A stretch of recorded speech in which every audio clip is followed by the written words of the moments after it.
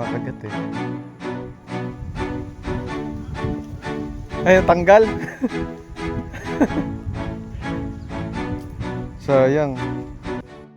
Hello guys, magandang araw sa inyo. Ngayong araw na to guys ay nasa likod tayo ng port. Itong video na to guys ay medyo matagal na. Medyo naging busy lang tayo kaya ngayon lang natin natapos itong pag-i-edit. Ang kasama ko pala dito sa video ay si Kabenjo at si Jeff.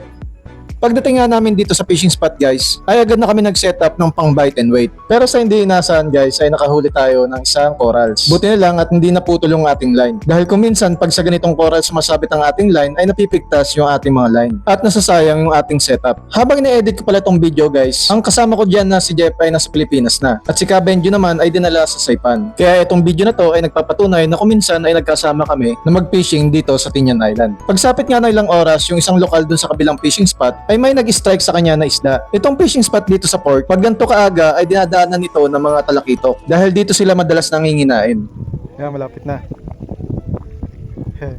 Dinala niya na sa batuhan. Ayan na, ayan na. Malupit si Manong. Ayan na oh. Ang laki yan, baluktot na yung rad niya oh. Ay! Ay! Ay! Ayun! Uy, laki! Woo! Ang ganda oh. Tribali. Number 2. Number 3. At dito nga guys ay tinawag niya nga kami para kunin yung dalawang maliit na isda na huli niya. Very big. The one that I kept maybe 3 days ago. Hmm. Two like this. Yes.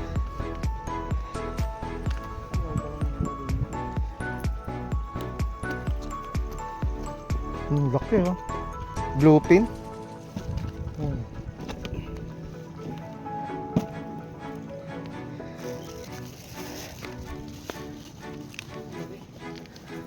Three kilo or 2?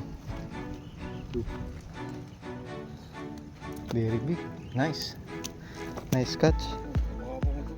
Dito guys ay nakipagkwentuhan muna kami kay Manong at malalaki nga daw ang nahuhuli niya rito na tribali. At syempre guys sa kagustuhan namin makahuli rin ng malaking isda, tinanong din namin siya kung ano yung mga setup niya at ang gamit niya na line at rod. Yung makapal. This one? 80 pounds. 80 pounds, wow. Nice. Spider wire. This one? 80 pounds. 80 pounds Almost the also. same. This one.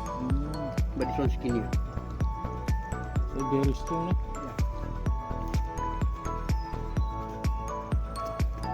Sa mga taga dito sa Tinian Island, kung magpipishing kayo dito sa likod ng port, ay madalas nyo makikita si Manong local dito sa fishing spot. At halos araw-araw daw siya nandito para mag-fishing. Friend, thank you. Thank you.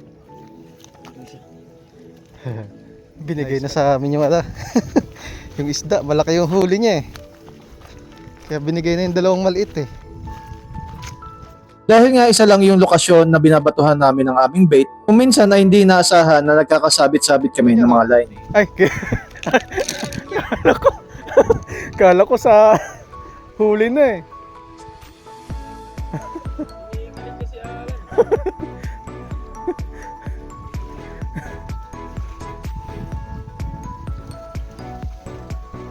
Kala ko na nihila na eh. At pagsapit nga ng ilang minuto, ay dumating naman si Manong na isang Pinoy. Two choice, di ba? Gusto niya doon sa isang choice, ito rin. At dito nga rin si Manong ay madalas din siya dito nagpipishing. At sabi niya kung di nyo daw siya makikita dito sa umaga, ay maaaring sa hapon daw siya magpipishing. Magaganda rin ang kanyang setup dito sa kanyang fishing rod. At naka 3,000 series sa kanyang reels. At ang setup niya ngayon ay nakapang bite and wait. Natin ang pagtunog.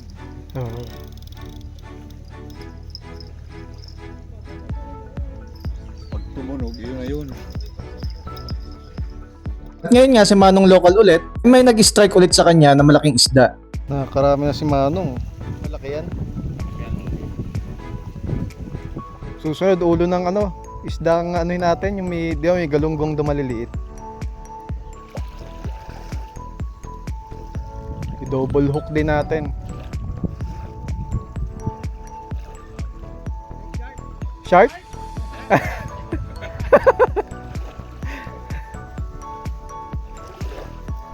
shark pala. Dito sa Tinian Island, yung ibang mga locals, ang kinabubuhay dito ay talagang pagpipishing. At yung ibang mga local ay may ganito silang mga bangka. At madalas sa gabi sila nanguhuli ng mga isda. Maputi.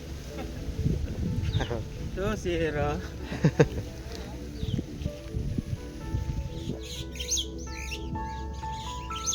Sa mundo ng mga angler, ay bawal mainip. Kailangan ka matyagang maghintay kung may kakagat na isda doon sa ating pamain. Malaki ang naitutulong ng pagpipishing para sa ating peace of mind. Dahil sa mundo na puno ng problema at stress, ang pagpipishing ay isang paraan para makawala ng panandalian sa magulong mundo.